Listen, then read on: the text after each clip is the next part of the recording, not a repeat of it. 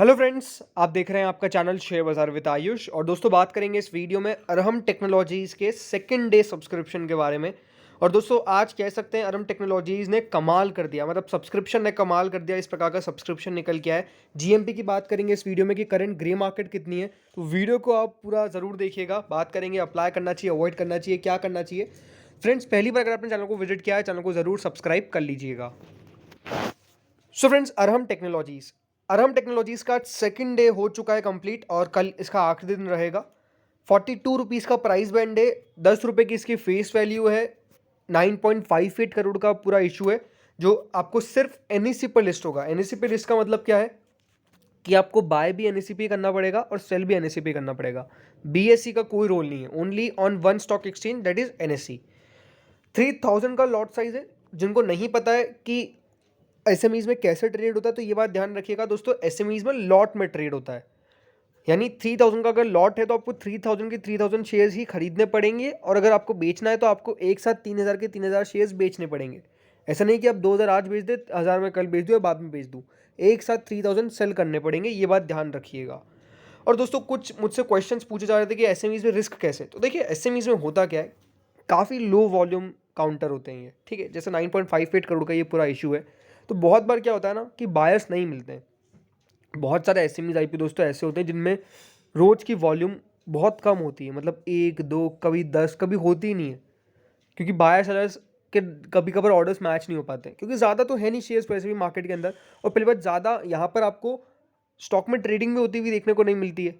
तो बहुत बार क्या होता है कि लिस्टिंग डे के अलावा, लिस्टिंग डे को तो चलिए वॉल्यूम ठीक ठाक आ जाती है, लेकिन लिस्टिंग डे के अलावा कभी कभार एसएमईज के अंदर वॉल्यूम ना होने के कारण शेयर्स सेल नहीं हो पाते। बहुत बार शेयर्स कोई बाय नहीं करता है, तो ये बहुत दिक्कतें आती है। ये बात भी आप ध्यान रखिएगा कि एसएमईज में वॉल्यूम का भी अपना एक मिसमैच है। अब बात करें सब्सक्रिप्शन के ऊपर। सो फ्रेंड, जब फर्स्ट डे था सब्सक्रिप्शन का, तो पहला दिन बहुत खास नहीं था। मैंने कल भी यही कहा कि ठीक है, कोई बहुत खास दिन निकल के नहीं आया, क्योंकि एसएमईज आईपीओ वैसे ही छोटे हैं। उसके बाद भी अगर 2.97 टाइम सब्सक्राइब हो रहा है तो कोई खास नहीं है। रिटेल कैटेगरी ने मात्र 4.96 टाइम सब्सक्राइब किया। बट ये है कि एक एज होता है कि क्योंकि फर्स्ट डे है, तो डेफिनेटली फर्स्ट डे कोई खास सब्सक्रिप्शन अगर नहीं भी आए तो उसको कोई बुरा नहीं माना जाता है, क्योंकि अगर दिन बाकी है दो, सेकंड और थर्ड, तो सेकंड और थर्ड डे काफ़ी इंपॉर्टेंट होते हैं, बिकॉज इस दिन से पैसा जो है वो आपको सही तरीके से आना चालू होता है। तो फर्स्ट डे जब 4.96 time retail category, 0.98 times NII, कोई दिक्कत वाली बात नहीं है, क्योंकि फर्स्ट डे। लेकिन सेकंड डे सब्सक्रिप्शन बढ़िया आना चाहिए अगर उस इशू को बढ़िया करना है। अब सेकंड डे का सब्सक्रिप्शन अगर हम देखें, तो फ्रेंड्स, जो नॉन इंस्टीट्यूशनल बायर्स है उन्होंने 22.20 टाइम्स इस इशू को सब्सक्राइब किया है। कितना? 22.20। कल किया था ओनली 0.98 टाइम्स, सेकंड डे आज कर दिया 22.20 टाइम्स। और एनआईएस तो जो है वो कल आपको ज़्यादा पैसा लगाते हुए देखने को मिलेंगे। कल आप देखिएगा एचएनआईस जो है वो लास्ट डे ज़्यादा पैसा लगा दें। रिटेल कैटेगरी, दोस्तों, रिटेल कैटेगरी ने कल कितना सब्सक्राइब किया था? मात्र 4 टाइम्स के आसपास, 5 टाइम्स के आसपास, ठीक है। और आज दोस्तों कर दिया 65 टाइम सब्सक्राइब। तो आप देखिए सेकंड डे किस प्रकार का पैसा निकल के आया है। पहले दिन कितना लो सब्सक्रिप्शन आ रहा था, सेकंड डे बिल्कुल अच्छा सब्सक्रिप्शन हो गया। फर्स्ट डे जो इशू मात्र 3 टाइम्स के आसपास सब्सक्राइब हुआ था, सेकंड डे दोस्तों वो 43 टाइम्स के आसपास सब्सक्राइब हुआ है। यानी आज 40 टाइम्स प्लस मैं कह सकता हूँ सब्सक्रिप्शन जो है वो आपको सेकंड डे निकल के आता हुआ नजर आया है। तो इस प्रकार का दोस्तों डिमांड नजर आ रहा है। कल आखिरी दिन है। कल आखिरी दिन मैं आपको ये कह सकता हूँ कि बहुत बेहतर दिन रहने वाला है। कल बहुत शानदार इस आईपीओ के अंदर सब्सक्रिप्शन निकल के आएगा। उसके पीछे का रीज़न साफ साफ क्या है कि दोस्तों, कंपनी ने जो अपना प्राइस बैंड रखा वो कह सकते हैं फेयरली प्राइस रखा, यानी इन्वेस्टर्स के लिए थोड़ी जगह छोड़ी। इन्वेस्टर्स पैसा कमा लेंगे इतनी जगह छोड़ी। बट अगेन ये बात ध्यान रखिएगा, अगर आप एसएमई आईपीओ में लगा रहे हैं तो थोड़ा सा आपको खुद को भी डिटेल स्टडी करना पड़ेगा। ये इश्यूज जो होते हैं वो डेफिनेटली रिस्की होते हैं, ये आपको समझना पड़ेगा। इसलिए मैं कहूँगा कि एसएमईज में सबसे पहले तो खुद आप एक बार स्टडी करिए कंपनी को, अगर आप किसी कंपनी में पैसा लगा रहे हैं। बिकॉज आज इसकी एक बिड कितने की है? इसकी एक बिड दोस्तों आपको लगेगी पूरी 1,26,000 की, ठीक है। 1,26,000 की एक बिड है। और रिटेल कैटेगरी में आप सिर्फ एक ही बिड लगा सकते हैं। अगर आपको 2 बिड लगानी तो फिर आप रिटेल कैटेगरी में नहीं होके स्मॉल एचएनआईएस कैटेगरी में हो जाएंगे। तो ये बात भी आप ध्यान रखिएगा, क्योंकि ये एसएमई आईपीओ मेन लाइन से तो पूरा डिफरेंट ही होगा। तो वो चीज़ें आपको समझनी पड़ेगी। बट ठीक है, अब इशू के अंदर सब्सक्रिप्शन हम कह सकते हैं कि पहले दिन और दूसरे दिन का कंपेरिजन करेंगे तो सेकंड डे फेयरली बहुत बढ़िया रहा है। इसी प्रकार की एक्सपेक्टेशंस थी कि बढ़िया रहता हुआ नज़र भी आएगा, और आ गया बढ़िया। तो अब करना क्या चाहिए? सी अगेन, जैसे मैंने आपको शुरुआत में भी कहा कि जो कंपनी है उन्होंने जगह रखी है अपने इन्वेस्टर्स के लिए। कंपनी ने जगह रखी है, 42 रुपीज़ का जो प्राइस बैंड है ये है कि हाँ सही है, यहाँ से और वैल्यू थोड़ी सी बन सकती है, इस प्रकार का प्रीमियम मिल सकता है, इसलिए सब्सक्रिप्शन इसी प्रकार का निकल के आ रहा है। कंपनी की कुछ ऐसी स्ट्रेंथ है जिसको देखकर भी इन्वेस्टर्स पैसा लगा रहे हैं कि कंपनी के पास एक स्ट्रॉन्ग टीम है जो एक्सपीरियंस भी है और एक्सपर्टाइज भी है, दोनों है कंपनी के पास। ऑर्गेनाइजेशनल की स्टेबिलिटी है, ये एक और अच्छी बात है कि कंपनी की स्टेबिलिटी अच्छी है। तीसरी बात ये है कि smooth flow of operation and strong customer relationship.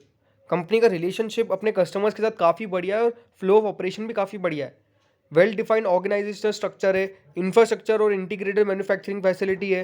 Constant company का फोकस है किस पे कि डेवलप कर सके न्यू एंड इनोवेटिव प्रोडक्ट। कल मैंने एक बात कही थी आपको वीडियो में कि कंपनी जो है उनको इनोवेशन अपनी साथ साथ लानी पड़ेगी।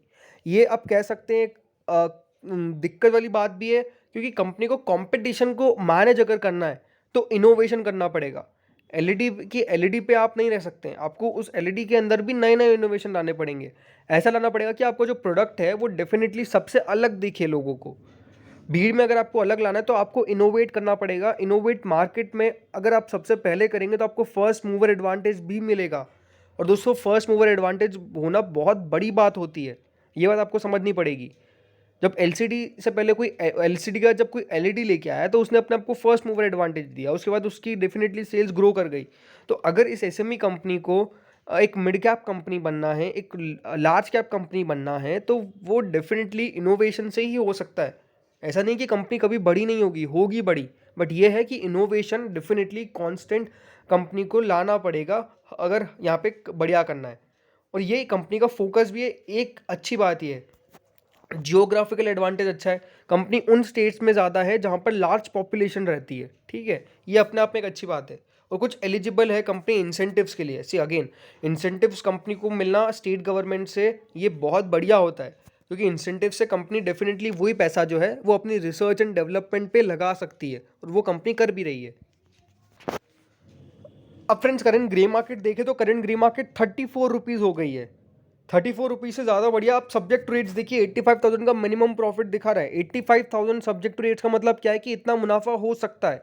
अब डेफिनेटली किसी की भी कोई गारंटी नहीं है, बट ये है कि बाजार में इस प्रकार का अभी इसको लेकर खबरें चल रही है। 85,000 तक की सब्जेक्ट टू रेट्स है। कुल मिला के दोस्तों कितना, 42 का आईपीओ 76 पे, यानी 80.95% लिस्टिंग गेन आपको मिल सकता है। तो इस प्रकार का इशू दिख रहा है। एंड जब शुरुआत हुई थी ग्रे मार्केट की 4 रुपये पे हुई थी और उसके बाद 34 रुपीज़ तक आना, ये अपने आप में बहुत बड़ी बात है। बड़ी बात इसलिए क्योंकि अच्छा सब्सक्रिप्शन भी आ रहा है, वो भी एक रीज़न है कि ग्रे मार्केट इंक्रीज़ कर रहा है। बट हो सकता है कि थोड़ी बहुत ग्रे मार्केट नीचे भी आ जाए, बट ये कि जो मुनाफे का संकेत दिख रहा है वो ये है कि एक अच्छी लिस्टिंग गेन के लिए ये इशू आपको जाता हुआ देखने को मिल जाएगा। तो अगर लिस्टिंग इनकी लगाना है तो ठीक है। अगेन, लॉन्ग टर्म पे कोई भी राय नहीं देना, कोई राय आपको रखनी भी नहीं है। मैं आपको ये उसके पीछे का रीज़न क्या कह सकता हूँ, अगेन एक एसएमई कंपनी और स्टेबिलिटी बहुत इंपॉर्टेंट होती है जो एसएमईज नहीं डिलीवर कर पाती है। बट अगर आपको कंपनी के बारे में और भी जानकारी है तो डेफिनेटली आपको यहाँ पर अपने खुद के समझाइश से इस कंपनी के अंदर या तो बने रहना अगर आपको लॉट में मिल जाता है, या फिर आगे का सोचना है। ये बात आपका डेफिनेटली खुद का फैसला होना चाहिए।